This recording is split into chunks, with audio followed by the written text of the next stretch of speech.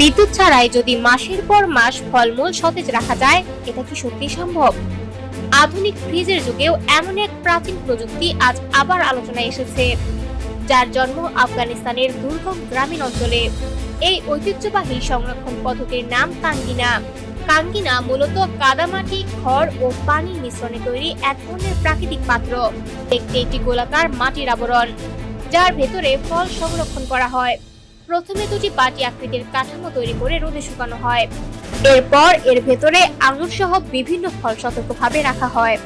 পরে আরেকটি স্তর কাদা দিয়ে সম্পূর্ণভাবে মুখ বন্ধ করে দেওয়া হয়, যাতে ভেতরে বাতাস প্রবেশ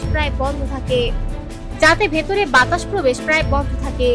বিশেষজ্ঞদের মতে এটি একটি প্যাসিভ কন্ট্রোলড অ্যাটমসফিয়ার স্টোরেজ ব্যবস্থা, অর্থাৎ কোনো বিদ্যুৎ ছাড়াই ভেতরের পরিবেশ নিয়ন্ত্রিত থাকে।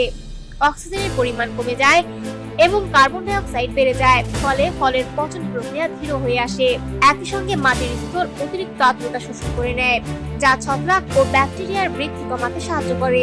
স্থানীয় কৃষকদের অভিজ্ঞতায় দেখা যায়, বিশেষ করে মোটা খোসার আঙুর যেমন তাইফি বা কিশমিশি জাত এই পদ্ধতিতে সবচেয়ে ভালোভাবে সংরক্ষণ করা যায়। সঠিক পরিবেশে রাখলে ফল প্রায় 6 মাস পর্যন্ত তাজা থাকে। ঐতিহাসিকভাবে ধারণা করা হয়, আফগানিস্তানে শত শত বছর ধরে এই প্রযুক্তি ব্যবহৃত হয়ে আসছে। দ্বাদশ শতাব্দীর কৃষি সংক্রান্ত লেখাতেও এমন মাটি ও খড়ের সংরক্ষণ পদ্ধতির উল্লেখ পাওয়া যায়।